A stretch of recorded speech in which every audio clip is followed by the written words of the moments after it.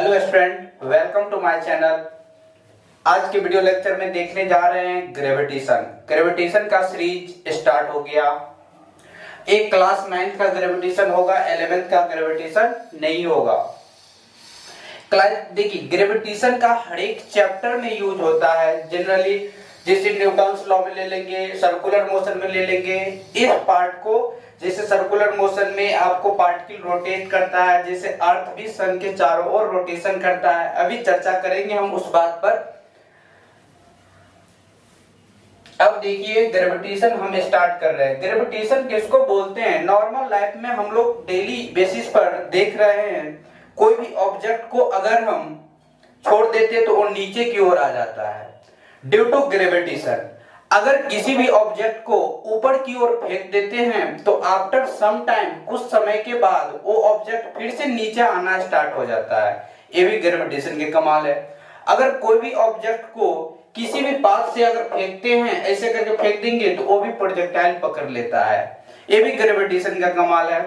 Normal basis पर, माने कि जैसे वृक्ष से कोई भी चीज अगर टूटते हैं, टहनी या मैंगो कुछ भी गिर रहा है वृक्ष से, तो वो क्या होगा? नीचे की ओर आएगा। सब है ग्रेविटेशन का कमाल है। सब आप लोग 7-8 में इस सब ग्रेविटेशन के बारे में सुने होंगे। लंबा सा कहानी नहीं कहते हैं पर ग्रेविटेशन पर। देखिए, ग्रेविटेशन का बहुत वर्षों पहले ही आपको ग्रेविटेशन पर खोज हो रहा था। कोई भी ऑब्जेक्ट नीचे गिरता है तो क्यों गिरता है, परंतु जो न्यूटन साहब का कहानी है, जो एससीबी में दिया हुआ है आपका, न्यूटन साहब जब सेब के पेड़ के नीचे बैठे हुए थे तो सेब गिरा, तो उस कंडीशन में वो न्यूटन साहब सोचे से सेब नीचे ही क्यों गिरा, ऊपर क्यों नहीं गिरा। ठीक, तो उस पर न्यूटन साहब फिर से रिसर्च करना स्टार्ट कर दिए। रिसर्च स्टार्ट किए पहले भी, इससे पहले भी ये रिसर्च स्टार्ट था ग्रेविटेशन पर, परंतु फाइनली न्यूटन सर ही ग्रेविटेशन का डिस्कवरी दिए न्यूटन्स लॉ ऑफ ग्रेविटेशन। जब से ही ग्रेविटेशन स्टार्ट हो गया। अब देखिए, नॉर्मल जीवन में हम लोग देखते हैं अर्थ है, अर्थ पर हम लोग रह रहे हैं, अर्थ रोटेशन कर रहा है। जैसे ध्यान से देखना है, ये मेरा अर्थ है, इस सन और ये ऑर्बिट, अर्थ यहां पर रखा हुआ है। अर्थ मान लेते हैं, ये चीज अर्थ है। अर्थ, इस सन की चारों ओर अर्थ क्या कर रहा है? रोटेशन कर रहा है। सन के चारों ओर रोटेशन कर रहा है। अब जैसे ही सर्कुलर पाथ रोटेशन करेगा, बेसिकली सर्कुलर पाथ नहीं होगा, ऑप्टिकल, ए इस शेप का होता है, इलिप्टिकल शेप का होता है। अब जैसे ही ये रोटेशन करेगा, ये आपको इलिप्टिकल शेप का होता है। इस चीज के बारे में केपलर साहब बताए थे, इस चीज के बारे में। अब ध्यान से समझना है, जैसे अर्थ रोटेशन कर रहा है तो इसके पास सेंट्रीपिटल फोर्स, आप देखिए, जैसे ही सन के चारों ओर अर्थ रोटेशन मारेगा, जैसे ही रोटेशन मारेगा तो इसके अंदर की ओर कुछ ना कुछ फोर्स लगेगा। वो फोर्स का नाम है सेंट्रीपिटल फोर्स। ये सेंट्रीपिटल फोर्स होता है, सेंट्रीपिटल फोर्स। और जो बाहर की ओर फोर्स लगता है वो फोर्स का नाम है सेंट्रीफ्यूगल फोर्स। Centrifugal force. देखिए, जैसे अर्थ चारों साइड रोटेट करेगा सर्कुलर इलिप्टिकल ऑर्बिट पर, जैसे इलिप्टिकल ऑर्बिट पर रोटेशन करेगा तो अंदर की ओर, सन की ओर अट्रैक्ट होगा वो सेंट्रीपिटल फोर्स से।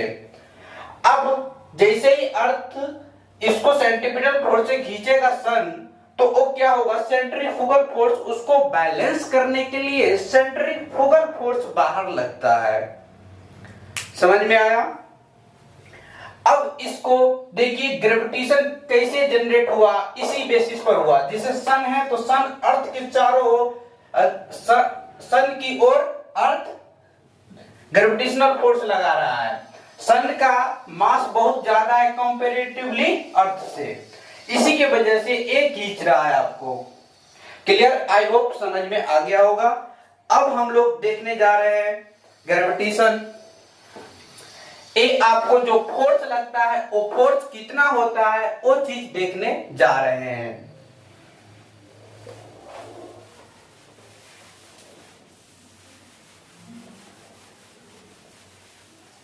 देखिए अब तक हम लोग देखे सन है, सन के चारों ओर रोटेशन होता है, वो अर्थ रोटेशन करता है, उस पर दो प्रकार का फोर्स लगता है। एक टेंजेंशियल भी फोर्स लगता होगा इलिप्टिकल और पाथ पर, तो वो इलिप्टिकल पाथ अभी डिनोट नहीं किए हैं।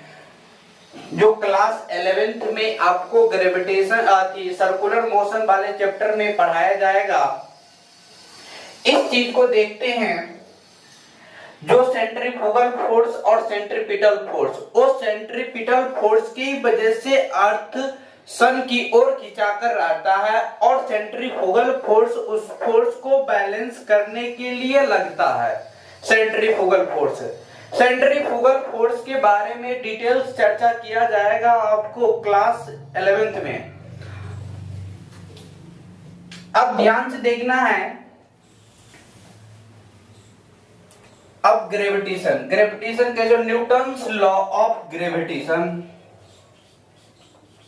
Newton's law of gravitation, gravitation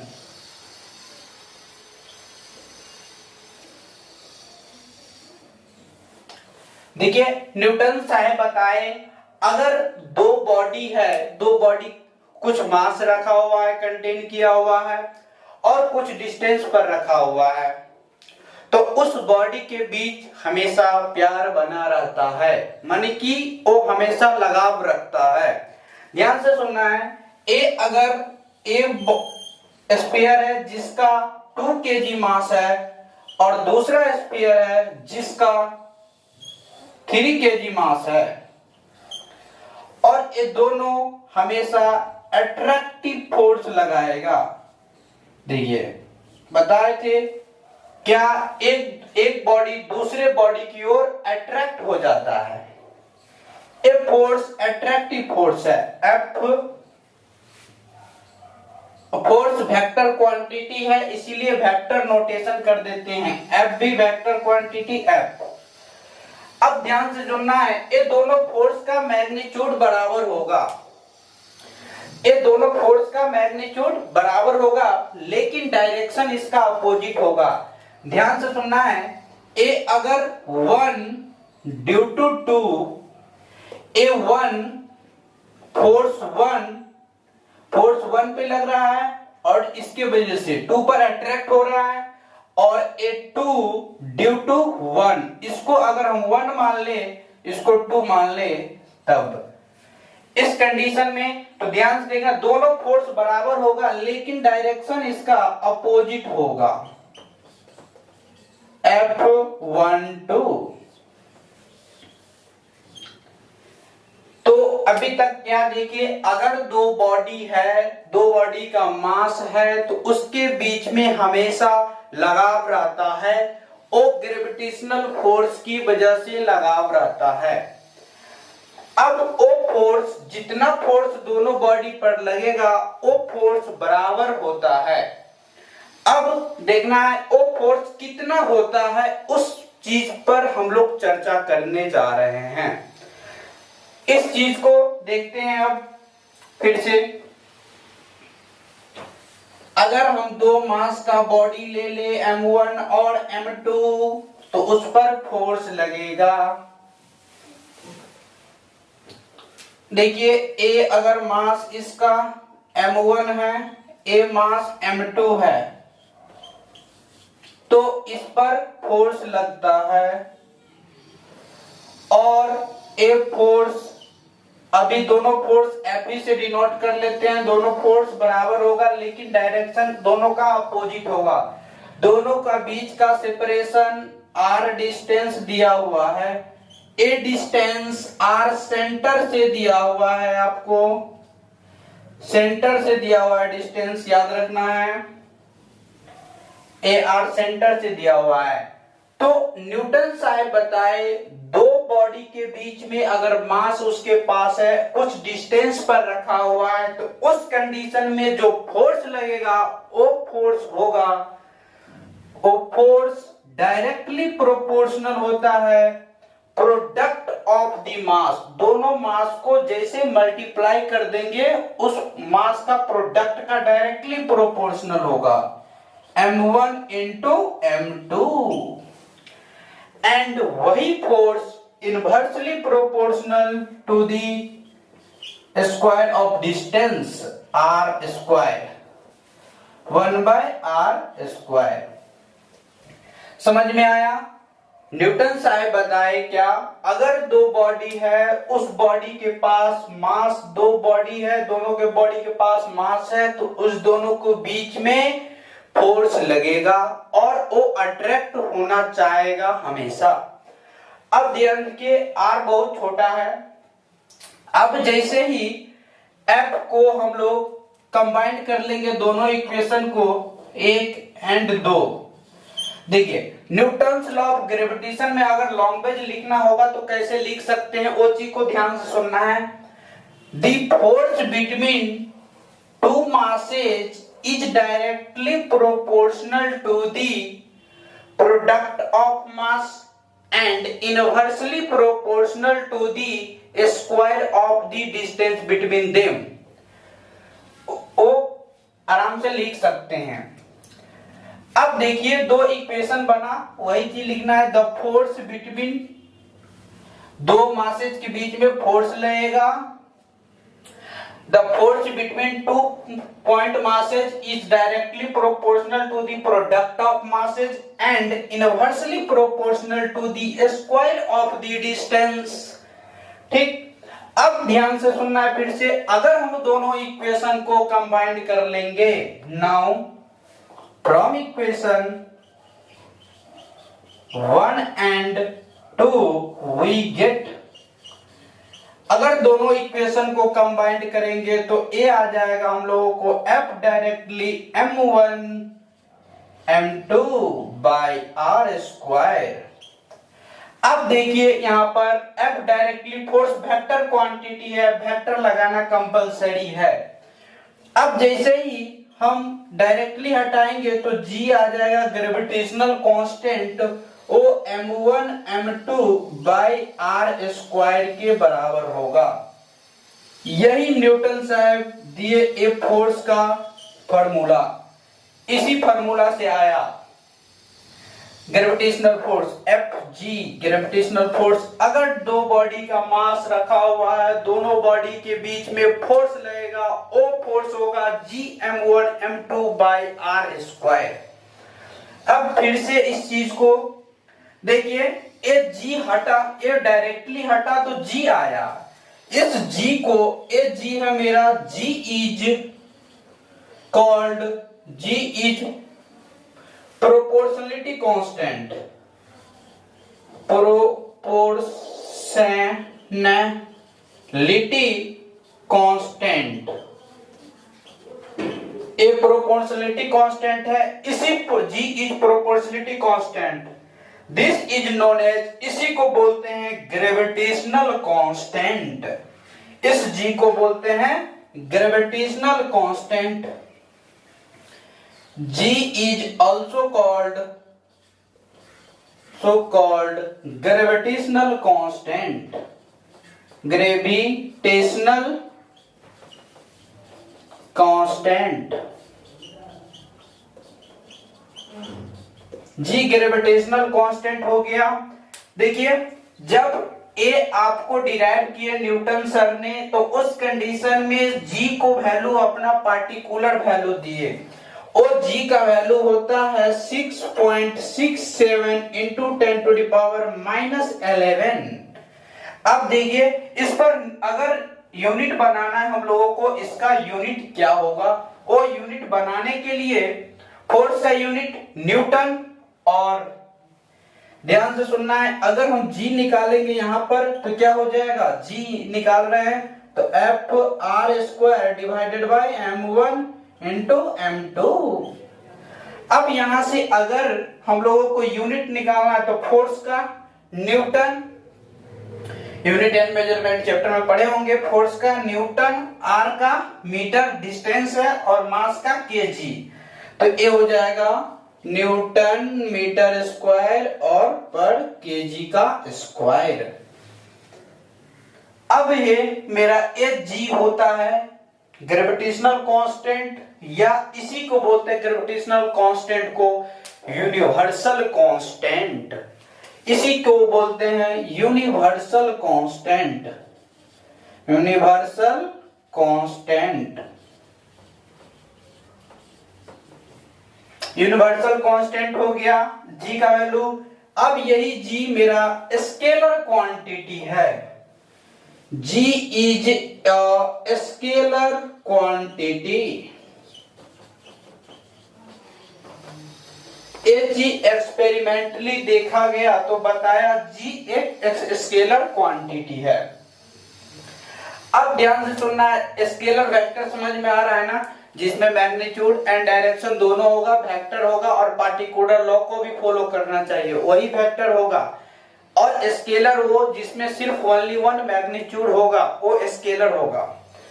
अब फिर से ध्यान से सुनना है, अभी तक हम लोग क्या देखे, अगर दो बॉडी के पास मास है, दोनों बॉडी के बीच कुछ सेपरेशन है, तो उसके बीच में हमेशा प्यार बना रहेगा। वो प्यार बना रहेगा ग्रेविटेशनल फोर्स की वजह से, ग्रेविटेशनल फोर्स की वजह से प्यार बना रहेगा। वो फोर्स होता है दोनों बॉडी का मास का प्रोडक्ट मल्टीप्लिकेशन और दोनों बॉडी के मास का सेपरेशन का डिस्टेंस का स्क्वायर। ये हो गया gravitation, Newton's law of gravitation. फिर से हम लोग इस जी पर फोकस करते हैं, जी को डिफाइंड कैसे करेंगे उस चीज पर फोकस करते हैं।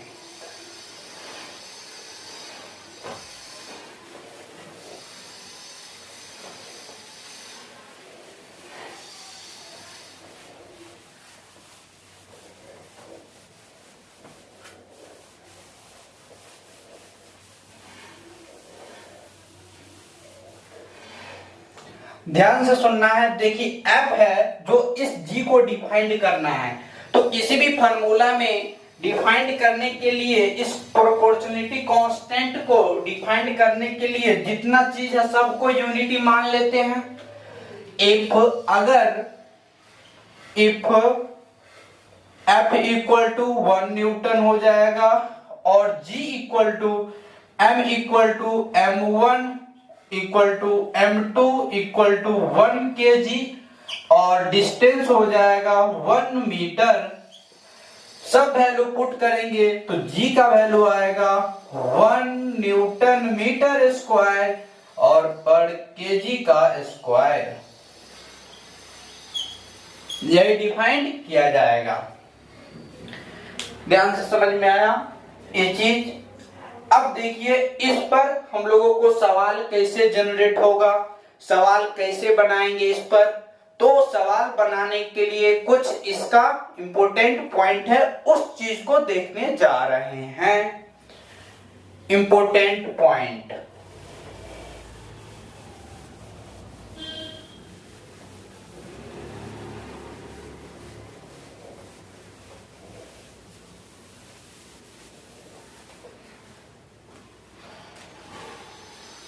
some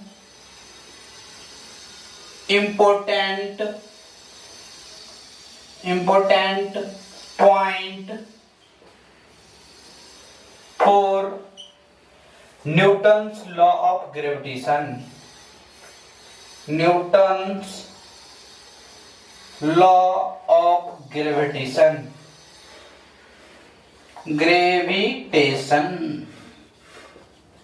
Newton's law of gravitation एक कुछ इंपॉर्टेंट पॉइंट है, इस पर उस चीज को याद रखना है, इससे आपको सवाल रिलेट करने में मदद मिलेगा। फर्स्ट पॉइंट क्या है, देखिए यहाँ पर हम क्या बताए हुए थे, जो डिस्टेंस लेना है दोनों मास के बीच का डिस्टेंस उसके सेंटर से लेना है। अगर सेंटर से नहीं लीजिएगा, सवाल में दिया रहेगा सेंटर से नहीं दिया रहेगा, अगर सेंटर से नहीं लीजिएगा तो सवाल पक्का गलत हो जाएगा। इसीलिए इसको बोलते हैं हम लोग सेंट्रल फोर्स। सेंट्रल फोर्स दूसरा नंबर।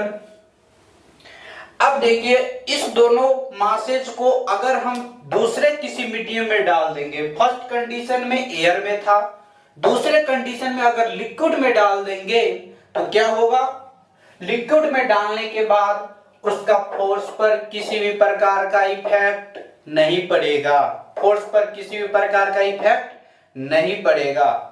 अगर फोर्स मान लीजिए लिक्विड मीडियम है, अगर लिक्विड डालने के बाद वाटर डालने के बाद फोर्स पर इफेक्ट नहीं पड़ा तो ये इंडिपेंडेंट ऑफ द मीडियम है, मानी कि ये फोर्स आपको दो बॉडी के बीच में जो फोर्स लगता है वो force independent of the medium. तो a independent of the medium, independent of the medium से इंडिपेंडेंट होता है। अब मान लीजिए फर्स्ट कंडीशन में आपको 10 न्यूटन फोर्स लग रहा था जब एयर था, देन हम इसके बाद वाटर डाल दिए, दोनों सिस्टम को दोनों मासेज को अगर वाटर में डाल दिए तो कितना फोर्स होगा, 10 ही न्यूटन।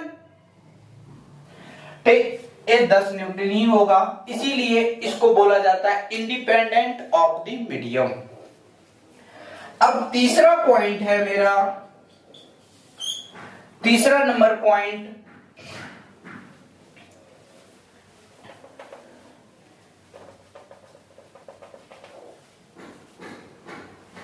सिग्निफिकेंट फॉर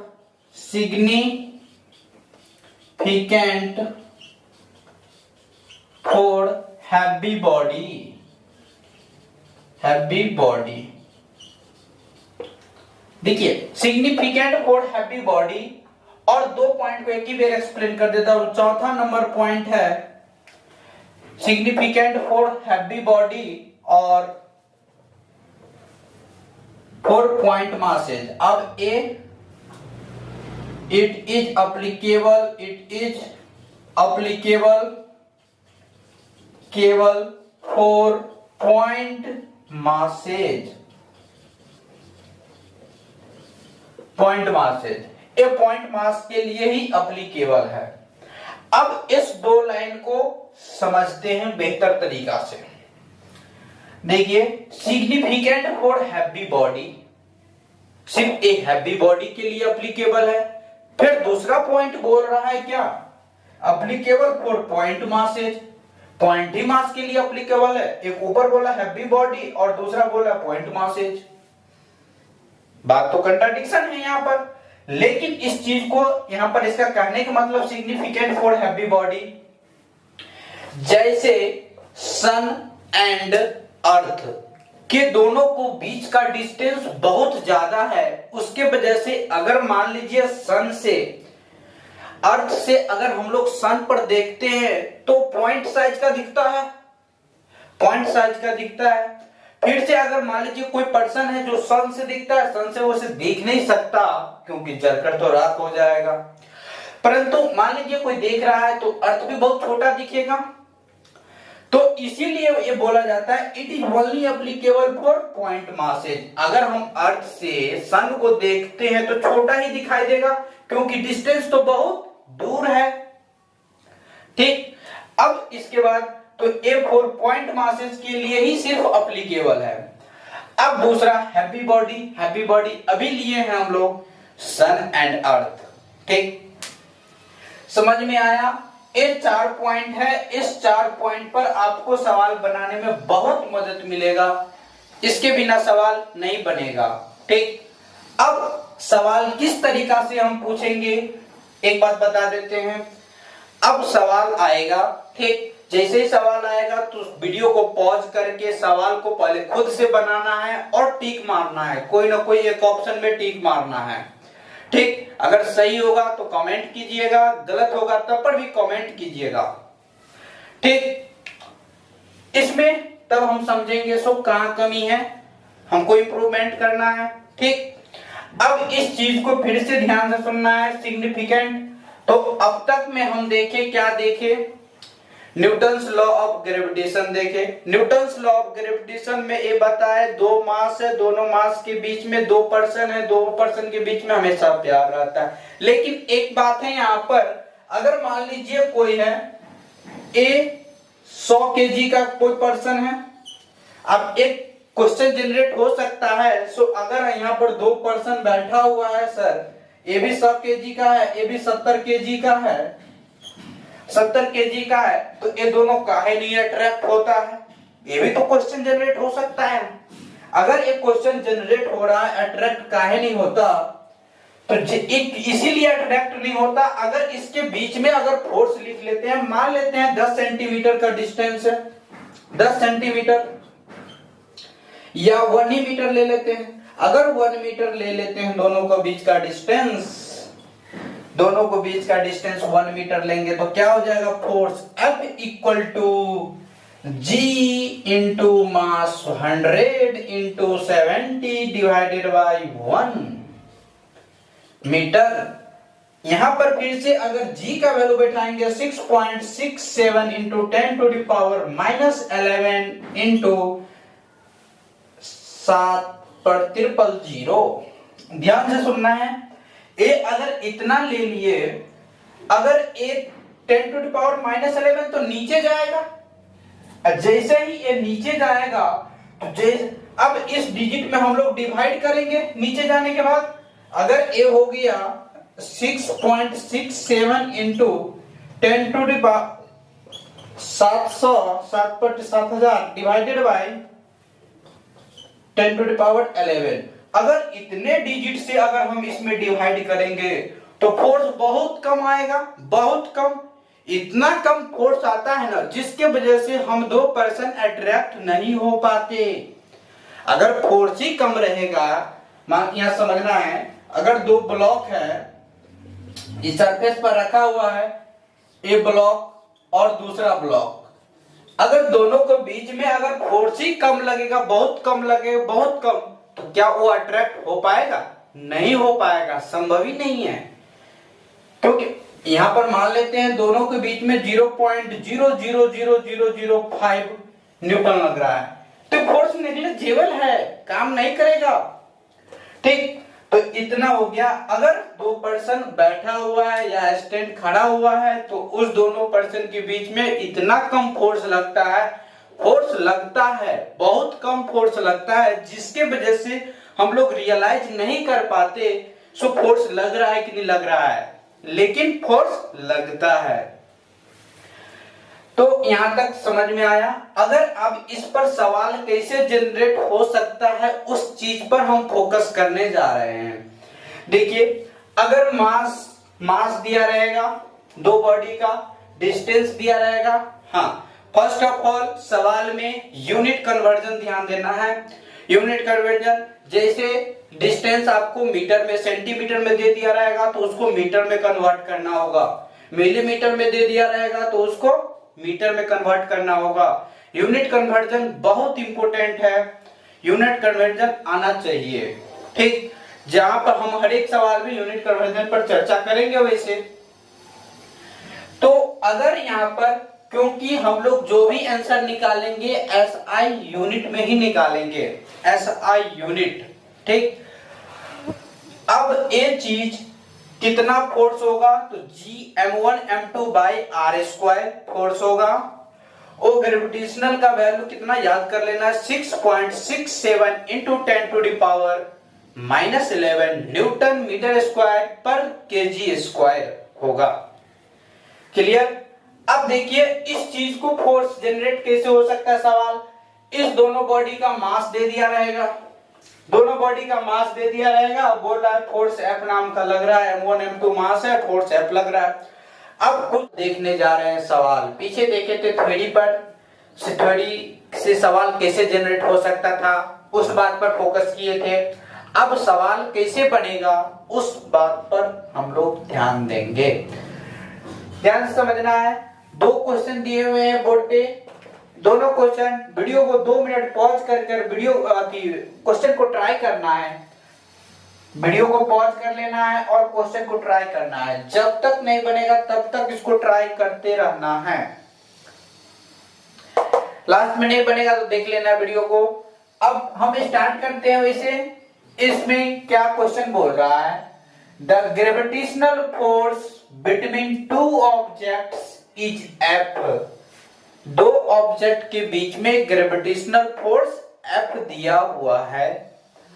अब if masses of both objects are held, तो बोल रहा है 2 मास क्या कर दिया जाता, आधा कर दिया जाता है। तो इस कंडीशन में पहले हम लोगों को मास कंसीडर करना पड़ेगा। मान लेते हैं मास m1 और m2 है। मास m1 और m2 2 मास है, दोनों के बीच का डिस्टेंस दिया हुआ है।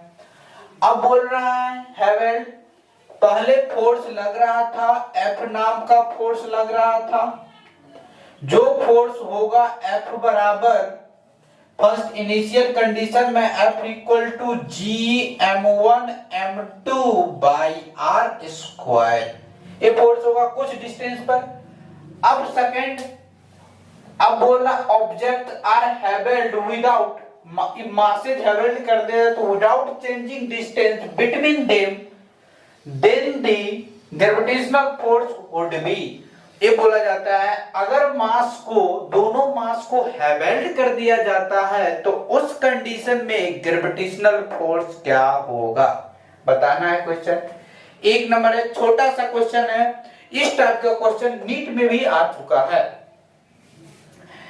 ध्यान से सुनना है। इसमें अगर मास को डबल कर दिया जाता है, सॉरी हेल्ड कर दिया जाता है, तो मास चेंज हो जाएगा, जी मास आधा हो जाएगा, जो पहले m1/2 हो जाएगा इंटू m2/2 हो जाएगा और डिवाइडेड बाय r स्क्वायर तो रहेगा ही। जे r स्क्वायर रहेगा, जैसे ही हम इसको सॉल्व करेंगे तो कितना आ जाएगा 1/4 और g m1 m2 by r square. अब ध्यान से सुनना है, इस g और m1 और m2 को 1/4 टाइम्स कर लेते हैं g m1 m2 by r square, यहां पर है, यहां पर पुट कर लेते हैं f। तो जो ये फोर्स F डैश होगा, F डैश जो फोर्स आया हम लोगों को, F डैश जो फोर्स, जैसे ही मास को हम हेल्ड कर देंगे तो उस कंडीशन में दूसरे फोर्स लग जाएगा, उस फोर्स को मान लेते हैं F डैश। वही फोर्स हमसे पूछ रहा है निकालने के लिए, जो कि ऑप्शन दिया हुआ है फोर्स के ही टर्म में। अब ध्यान से सुना, F डैश हो गया हम लोगों को क्या, F/4, तो यही है आंसर। तो ऑप्शन कौन सा मैच कर रहा है, फर्स्ट नंबर ऑप्शन। क्लियर। अब दूसरा नंबर क्वेश्चन उसी के बेसिस पर है, बनाकर देखना है, ट्राई करना है इस चीज को। 2 मिनट रोक लेना है वीडियो को और ट्राई करना है।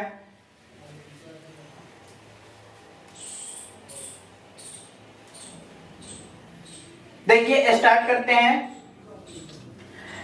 2 particles are placed at some distance, माने कि बोल रहा है 2 पार्टिकल प्लेस्ड है some distance पे, कुछ डिस्टेंस पे। if the mass of each of the 2 particles is doubled, तो पहले का फोर्स लिखना पड़ जाएगा हम लोगों को, जो पहले दिया हुआ था पार्टिकल का फोर्स, जो m1 और m2, इसको बड़ा लिख लेते हैं, अच्छे लगेगा देखने में। मास m1 और m2, दोनों को बीच में जो फोर्स होगा F मान लेते हैं फोर्स, जो O फोर्स होगा G m1 m2 by r square. अब ये पूछ रहा है क्या, पहले का जो इनिशियल कंडीशन में स्थिति होगा इसका ओ दिया हुआ है, ले लिए। अब बोल रहा है if the mass of each of the two particles is doubled keeping the distance between them unchanged, उसको डिस्टेंस को अनचेंज्ड कर दिया जाएगा, unchanged. The value of gravitational force, जब मास को डबल कर दिया जाएगा और डिस्टेंस को चेंज नहीं किया जाएगा उस कंडीशन में क्या होगा। ध्यान से सुनना है। अगर ये बोला मास 2m1 हो गया और ये भी मास 2m2 हो गया, तो इसके बीच में जो फोर्स लगेगा मान लेते हैं F डैश लगेगा। ओ F डैश कितना होगा, ओ F डैश हो जाएगा G, ग्रेविटेशनल कांस्टेंट तो इक्वल रहेगा, बराबर रहेगा, कोई दिक्कत नहीं है। अब लेकिन मास तो 2m1 हो जाएगा इंटू 2m2 हो जाएगा डिवाइडेड बाय r स्क्वायर। बोल रहा है डिस्टेंस को चेंज नहीं किया जाता तो r स्क्वायर, जैसे ही r स्क्वायर आया, अब ध्यान से सुनना है, थोड़ा स्पेस कम हो गया, इस चीज को साफ कर लेते हैं।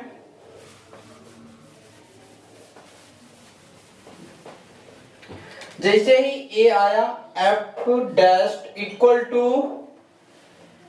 4 टाइम्स हो गया GM1 M2 अब बाई R स्क्वायर का, R स्क्वायर। अब देखिए ए फोर्स है मेरा, तो ए आपको दे रखा कितने टाइम्स, ए माने कि पहले ए पूछ रहा है, ऑब्जेक्टिव है, ऑप्शन दिया हुआ है, तो पहले वाले फोर्स से ए कितने टाइम्स या कितने गुना बड़ा है वो चीज पूछ रहा है। तो इसमें हम लोग पहले का फोर्स ए है तो F, तो F डैश इक्वल टू आ गया 4F। अगर हम मास को डबल करते हैं तो 4 टाइम्स बढ़ जाएगा, बी नंबर ऑप्शन। अब सवाल देखने जा रहे हैं, वीडियो को पॉज करके और रोक कर सवाल को ट्राई करना है।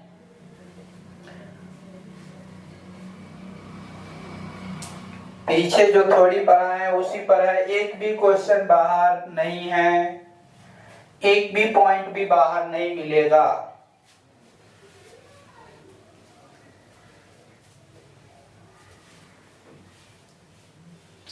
देखिए सवाल बन गया, अब इधर ट्राई करना है, ध्यान से देखना है।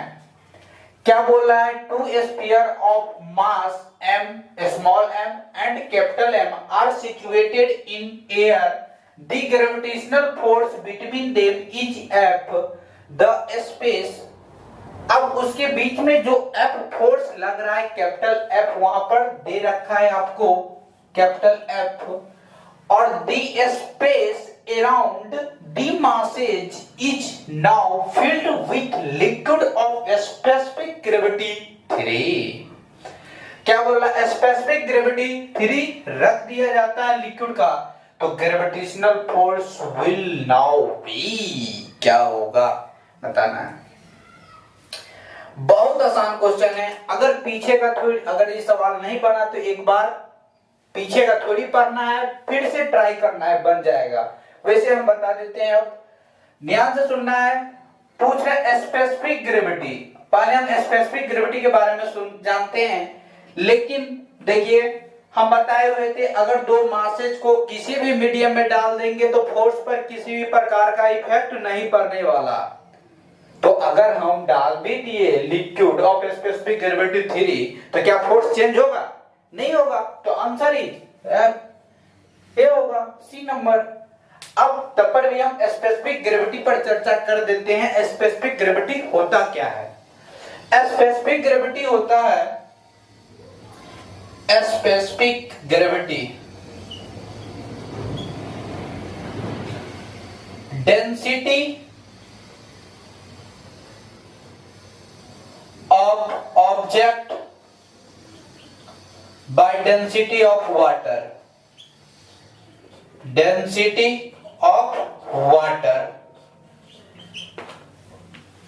ए हो जाता है स्पेसिफिक ग्रेविटी, इसको हम लोग रो से डिनोट करते हैं स्पेसिफिक ग्रेविटी को। Density of water density of object by density of water, माने कि जैसे गोल्ड का स्पेसिफिक ग्रेविटी निकालना है, मरकरी का स्पेसिफिक ग्रेविटी निकालना है, क्या कोई भी सबस्टेंस या कोई भी मटेरियल का स्पेसिफिक ग्रेविटी निकालना है, तो क्या करना है, डेंसिटी उस सबस्टेंस का डेंसिटी डिवाइडेड बाय वाटर का डेंसिटी, ये हम लोगों को दे देगा क्या, स्पेसिफिक ग्रेविटी। समझ में आया।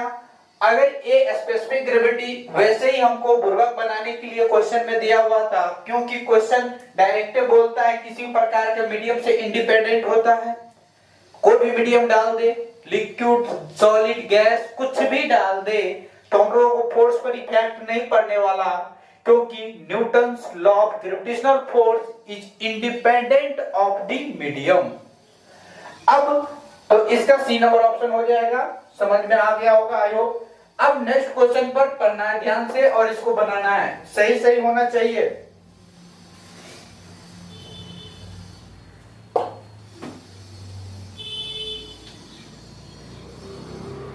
वीडियो को पॉज करके बनाना है, 2 मिनट रुककर।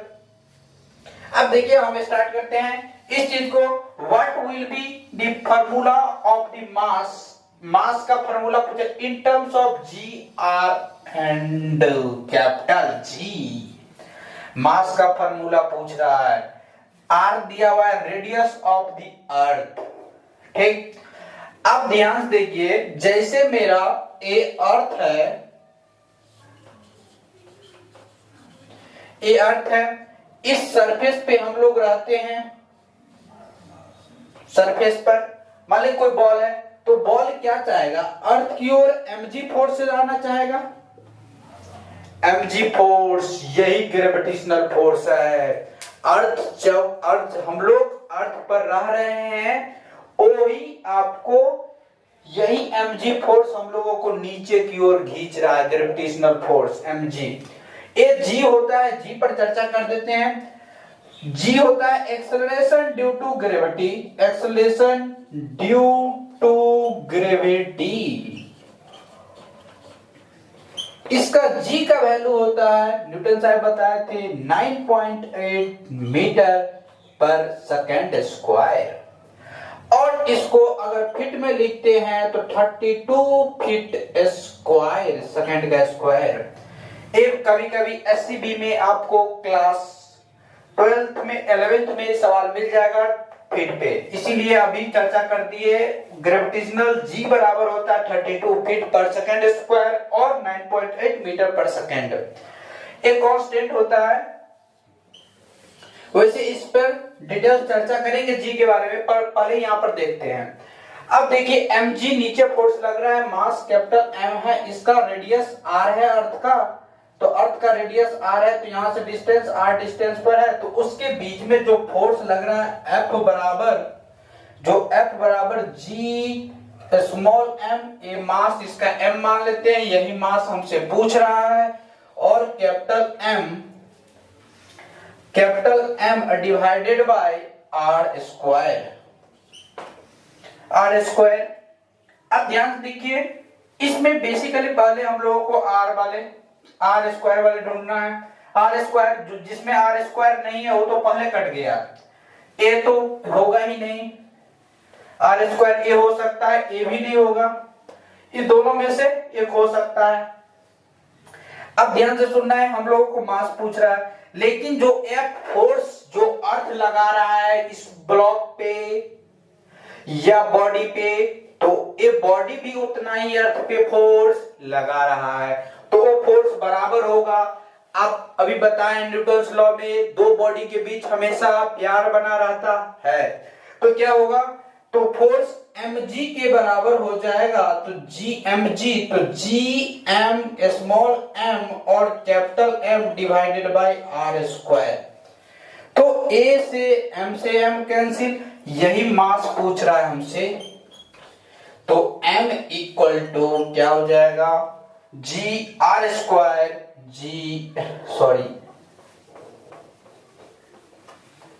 ये जी हो गया G R square divided by, ये ऊपर में है G R square divided by capital G. तो m बराबर G R square divided by capital G R square divided by G, यही G R square divided by G, ये small जी है, याद रखना है। ये तो हम लोगों को जी आर स्क्वायर, तो ऑप्शन नंबर क्या हो जाएगा डी।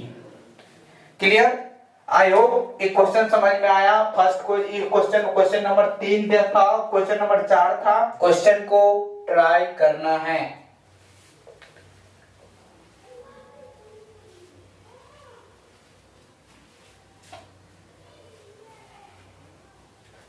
वीडियो को पॉज करके क्वेश्चन को ट्राई करना है।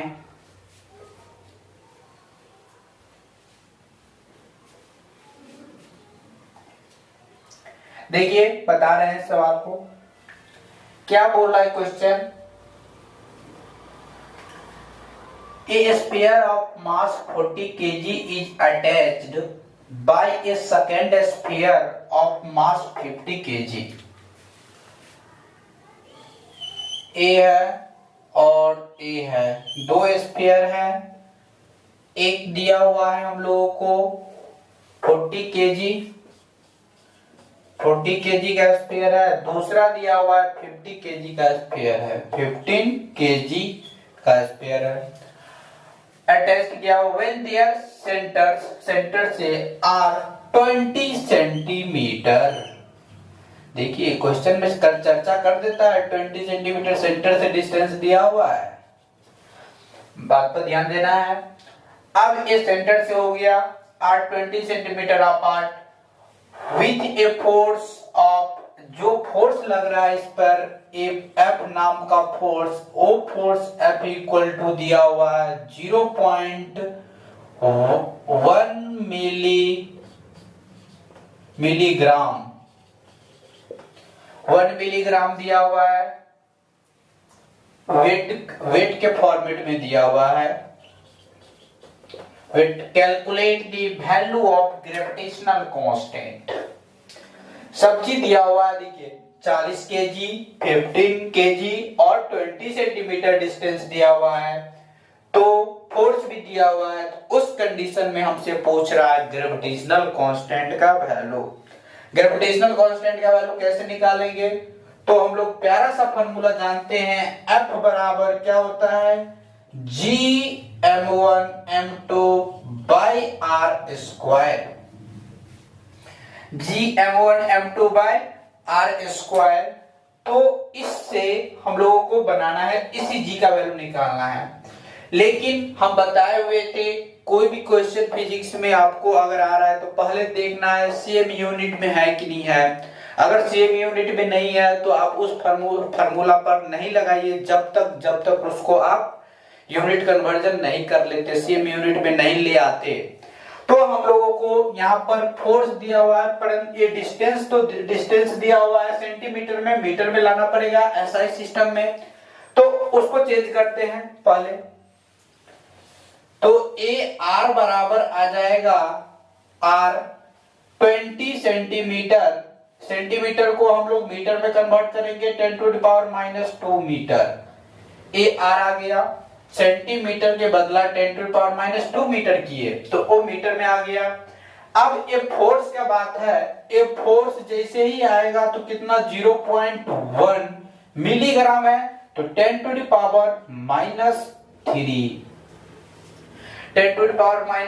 ग्राम हो जाएगा मिली का, मिलीग्राम ग्राम वेट हो जाएगा।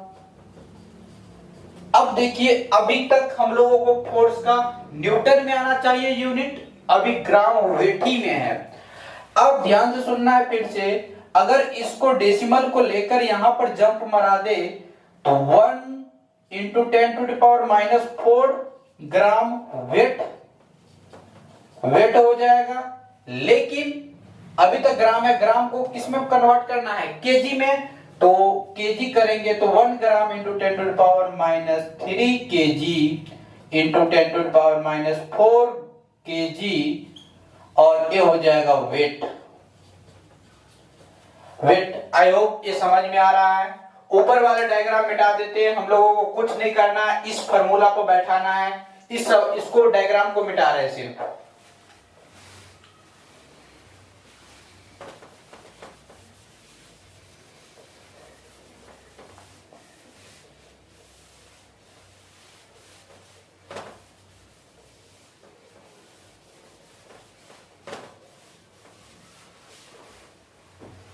ध्यान से सुनना है।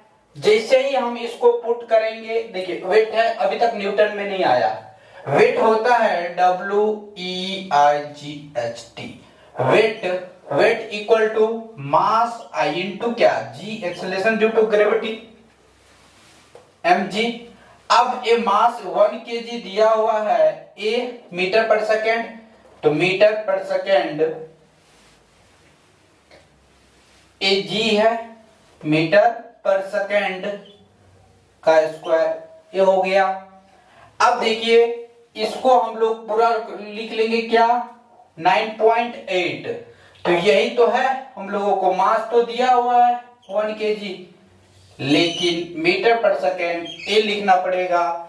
ओ 9.8 के बराबर होगा वेट। 1 देखिए यहाँ पर 1 kg देंगे, 1 आई इंटू 9.8, ये न्यूटन में आ जाएगा। जैसे ही पुट करेंगे तो कितना आ जाएगा, 9.8 न्यूटन। 9.8 न्यूटन आ जाएगा। मास 1 kg पुट किए और जी का वैल्यू 9.8 होता है, वो वैल्यू पुट किए तो 9.8 न्यूटन आ गया। अब सिंपल है, ओवरऑल फोर्स का वैल्यू तो हम लोगों को आ गया, ए एफ बराबर कितना 9.8 न्यूटन, और मास m1 और m2 पता है, वहां से क्वेश्चन से मास एक दिया हुआ है कितना 40 kg, एक 15 kg, तो दोनों मास पुट कर देंगे। डिस्टेंस निकाल ही लिए, डिस्टेंस ये निकाले r 20 इंटू 10⁻⁻2 मीटर। वो डिस्टेंस जैसे ही पुट कर देंगे हम तो क्या आ जाएगा, हम लोगों को g का वैल्यू आ जाएगा।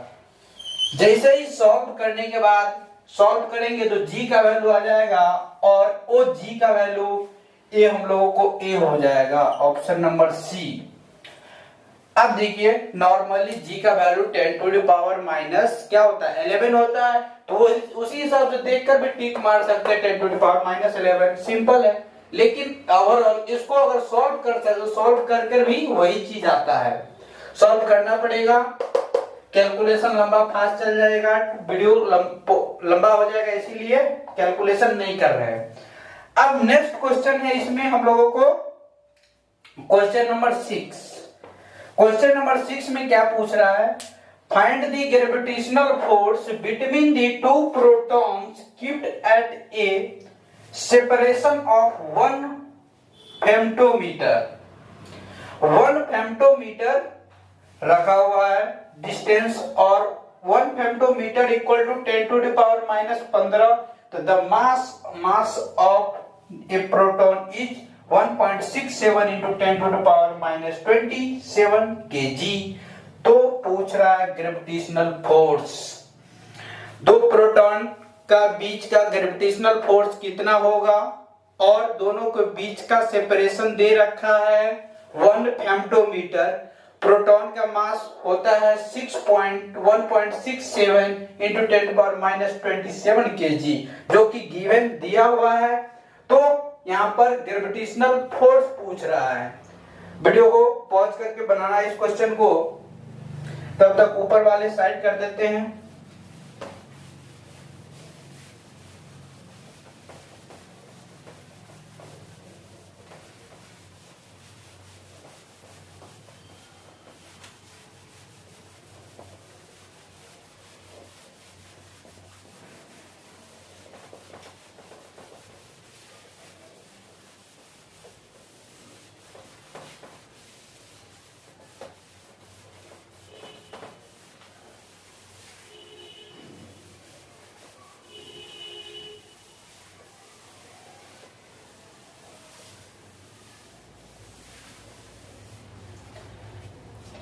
देख रहे हैं सवाल को, इसमें क्या ग्रेविटेशनल फोर्स पूछ रहा है, तो वो फोर्स होता है ग्रेविटेशनल फोर्स G m1m2/r²।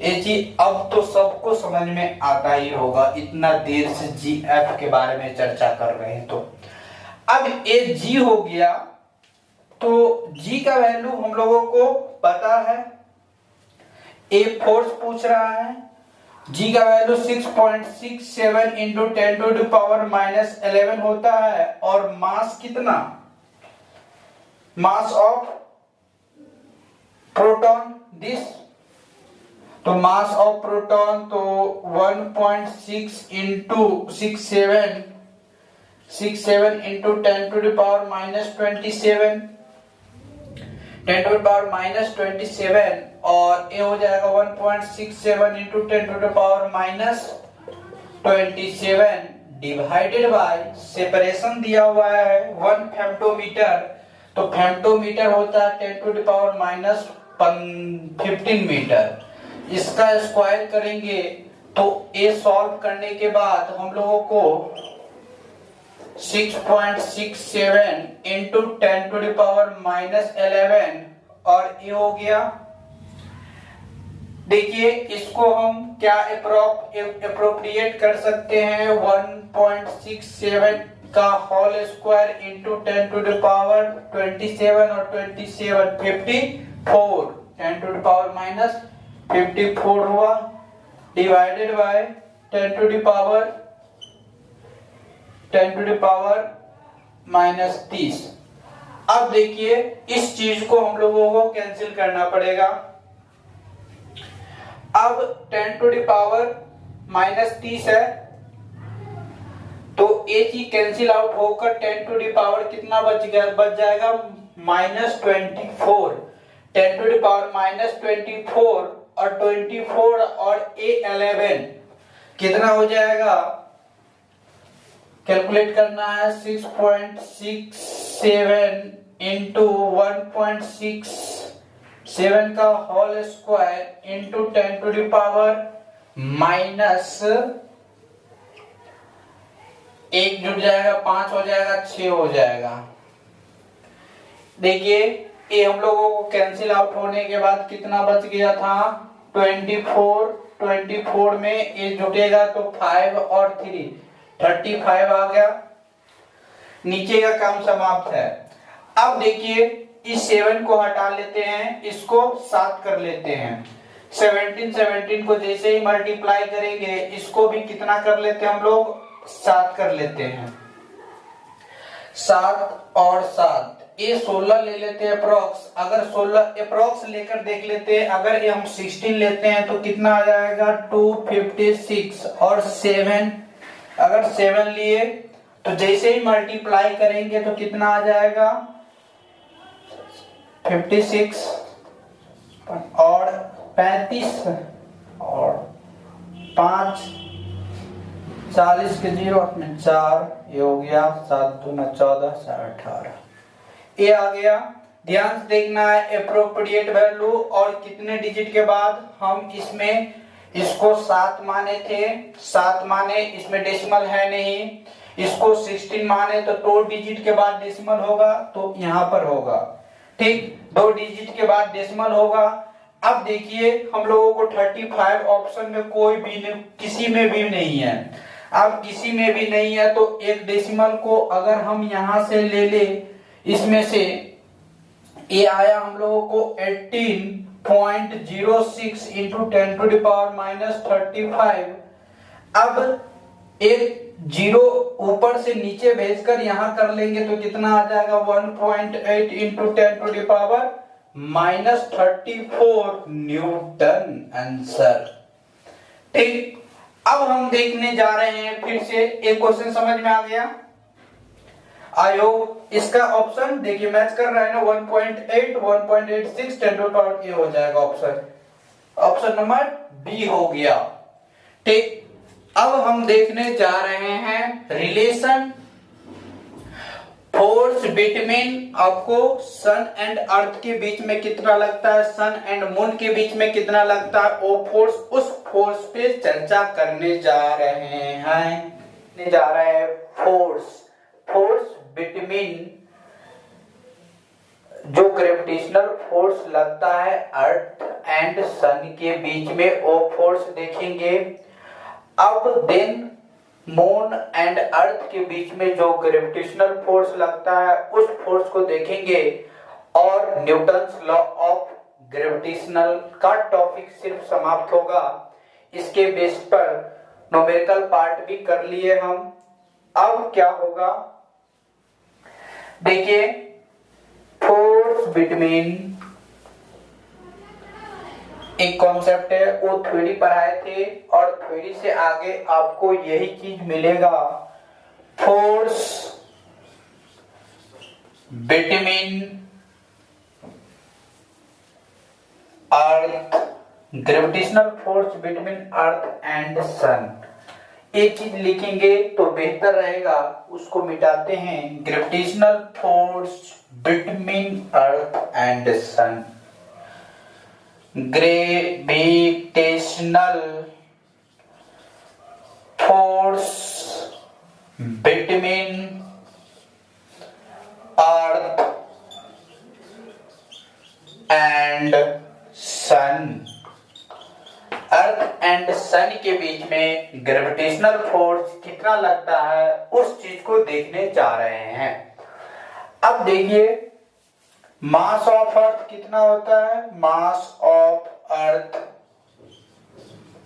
होता है 6 into 10 to the power 24 kg, और मास ऑफ सन होता है, देखिए मास ऑफ सन ज्यादा होगा क्योंकि अर्थ सन के चारों ओर रोटेशन कर रहा है ना, तो सन का मास ऑब्वियसली ज्यादा होगा। तो वो चीज 2 into 10 to the power 30 kg। अब ये हो गया, जो डिस्टेंस बिटवीन दिया हुआ है, distance between sun and earth from the center से कितना होगा, from the center वो डिस्टेंस दिया हुआ है r 1.5 into 10 to the power 11 metre. देखिए इतना चीज बता दिए। जो अब डायरेक्टेड एफ का वैल्यू निकालना है, एफ ग्रेविटेशनल, जो कि आप लोग जानते हैं Gm1m2 बाई आर स्क्वायर। जैसे G का वैल्यू कितना 6.67 into 10 to the power minus 11 हो जाएगा, मास ऑफ द अर्थ। तो मास ऑफ द एक को मान लेते हैं m1, को मान लेते हैं मास ऑफ अर्थ m1, और इसको m2 मान लेते हैं। तो m1 कितना हो गया 6 into 10 to the power 24, m2 कितना हो गया 2 into 10 to the power 30, 2 into 10 to the power 30 divided by 1.5 into 10 to the power 11 का स्क्वायर। इस चीज को सॉल्व करना है। जब तक हम इंक भर लेते हैं थोड़ा,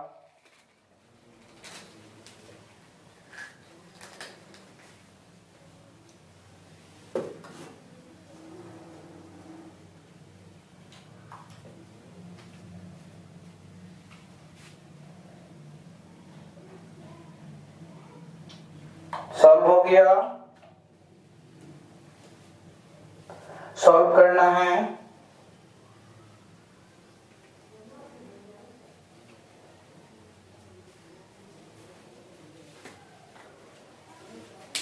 देखिए जैसे ही सॉल्व करेंगे तो क्या हो जाएगा, देखिए इसको सॉल्व कर दो, कर लेते हैं। जैसे इसको सॉल्व करने के बाद हम लोगों को 225 आ जाएगा, और डेसिमल के बाद 2 डिजिट ए आ गया नीचे में, और 10 टू द पावर 11।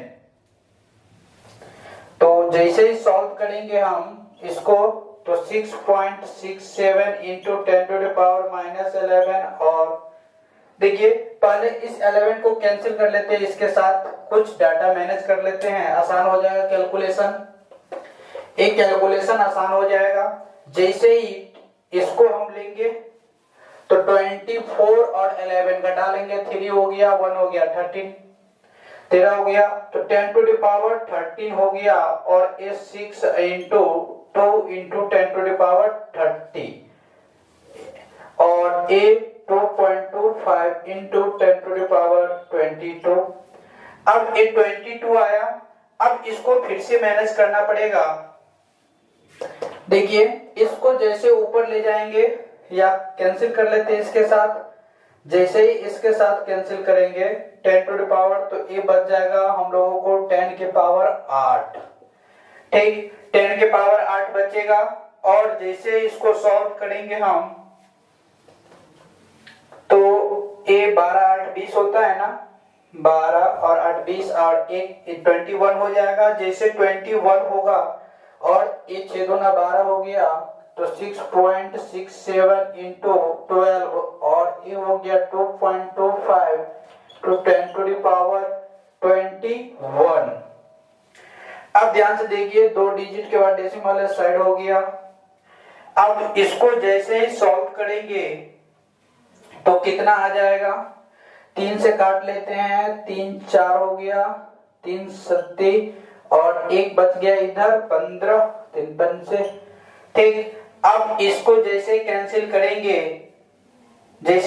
करेंगे, तो ये हम लोगों को आ जाएगा,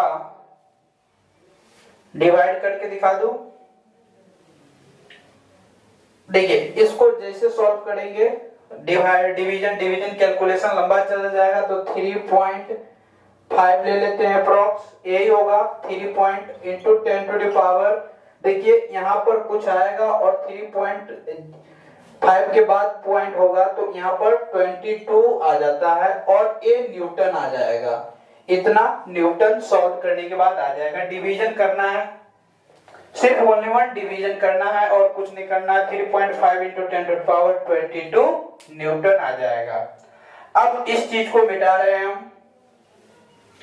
अब एक रिलेशन देख लिया हम, ये हम लोगों को ग्रेविटेशनल फोर्स था अर्थ एंड सन के बीच में, कितना लगता है 3 पॉइंट कुछ होता है, अप्रोक्स हो जाएगा 22 न्यूटन। अब हम लोग देखने जा रहे हैं gravitational force between earth and moon, moon के बीच में देखने जा रहे हैं ग्रेविटेशनल फोर्स। बेटा दो नोट्स कर लेना इस चीज को, बहुत इंपॉर्टेंट पॉइंट है, छोटे छोटे एग्जाम में पूछा जाता है ये चीज। मून हो गया,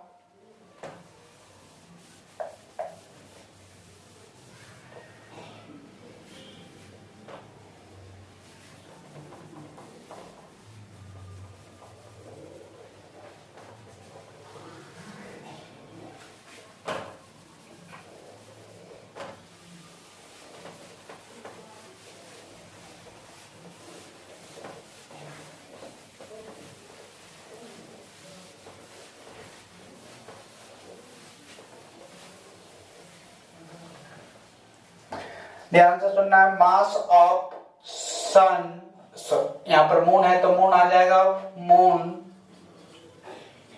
MOON, मून ये हो जाएगा 7.5 into 10 to the power 22 kg। ये मास M2 मान लेते हैं।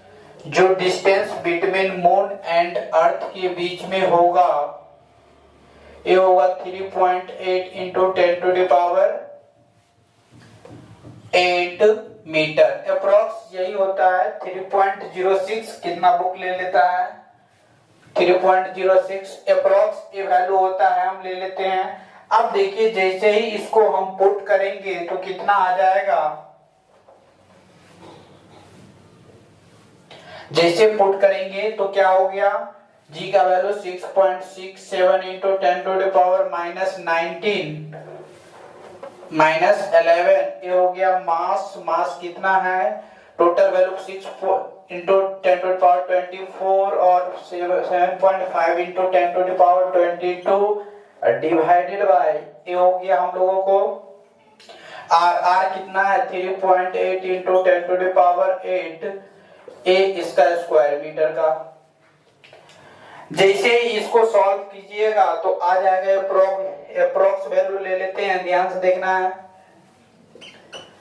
ये परफेक्ट वैल्यू रहेगा, इस चीज को सॉल्व करेंगे तो 16 हो गया, 16 हो जाएगा और ए 16 यहाँ का 16 इस चीज को ऐड कर लेते पहले तो 24 इंटू 22 तो ये देखिए बेस से में तो पावर जुट जाएगा, बेस से में तो पावर जुटेगा तो उस कंडीशन में 36 हो गया तो 6 into 6.67 into 10 to the power -11 और ये हो जाएगा हम लोगों को 7 पंचे 35 30 के 0 और 7 42 42 और 45 30 के 0 और 42 और 3 तो ये पॉइंट यहाँ पे लग जाएगा 10 टू द पावर कितना हो जाएगा 46 और ये हो जाएगा 3.8 इंटू 10 टू द पावर 16। इसको जैसे ही सॉल्व करेंगे तो कितना आ जाएगा 16 घट जाएगा इसमें से तो हम लोगों के पास 30 आ गया, 30 हटेगा तो 11 फिर से 11 हटाना पड़ेगा, 11 देखिए एक कटेगा तो हम लोगों को कितना बच गया 10 टू द पावर बच गया 30 और ये पावर फिर से खाएगा 11 को तो ये हो जाएगा हम लोगों को कितना 2.05 into 10 to the power 2.05 into 10 to the power 20 नहीं आता, देख लेते हैं थोड़ा, ये 30 हो गया और ये 11 हो गया तो 30 11 9 और 2 एक चला गया 1 हो गया तो यहाँ पर हम लोगों को 2.05 into 10 to the power approx 20 आ जाता है। इस चीज को सॉल्व करने के बाद इतना न्यूटन आ जाएगा। ठीक, ये हम लोगों को डाटा था Fg सिर्फ याद करना है F 2.05 into 10 to the power 20 newton होता है। देखिए अब तक में हम लोग क्या क्या देखे, न्यूटन्स लॉ ऑफ ग्रेविटेशन देखे, न्यूटन्स लॉ ये बात बताए फर्स्ट कंडीशन जब लेक्चर स्टार्ट हुआ था उस कंडीशन में बताए जो सन के चारों ओर अर्थ रोटेशन करता है तो उसके पास दो प्रकार का फोर्स लगता है, एक बाहर की ओर सेंट्रीफ्यूगल फोर्स लगता है, एक अंदर की ओर सेंट्रीपिटल फोर्स लगता है। बाहर वाला फोर्स अंदर वाले फोर्स को बैलेंस करने के लिए लगता है। सेंट्रीफ्यूगल फोर्स के बारे में डिटेल्स में बताया जाएगा आपको 11th में। अब ए हो गया ए 2.05 इंटू 10 टू पावर 20 न्यूटन। अगर हम लोगों को एक ग्रेविटेशनल फोर्स न्यूटन साहब दिए थे, लास्टली हर एक साइंटिस्ट डिस्कवर कर रहे थे इस पे नीचे क्यों गिर रहा है, परंतु लास्ट में न्यूटन साहब दिए थे F बराबर G m1m2 by R square. I hope यहाँ तक समझ में आ गया होगा। अब सम इम्पोर्टेंट पॉइंट बताए हुए थे, इसके बीच में कितने प्रकार का कौन कौन रिलेशन है। ये अट्रैक्टिव फोर्स है, हमेशा प्यार करता है दो बॉडी के बीच में, और फिर से ये मीडियम पर डिपेंड नहीं करता, ये हैवी बॉडी के लिए एप्लीकेबल है और ये पॉइंट मासेज के लिए एप्लीकेबल है। एक एक पॉइंट को एक्सप्लेन किए हैं और इस पर आपको F बराबर Gm1m2 बाई आर स्क्वायर पर सवाल भी देखे हैं।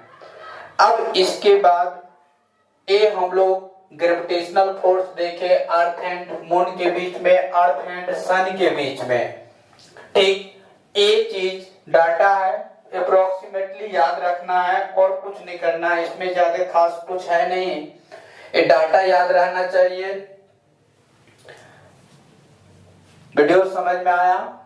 ठीक, अगर वीडियो समझ में आया तो उसको शेयर कर दीजिए आप सब, जिस बच्चा को जरूरी है। अगर जो भी कोई पर्सन देख रहे हैं, अगर जिस बच्चा को जरूरी है तो वीडियो को शेयर कर दीजिए please. Thank you for watching.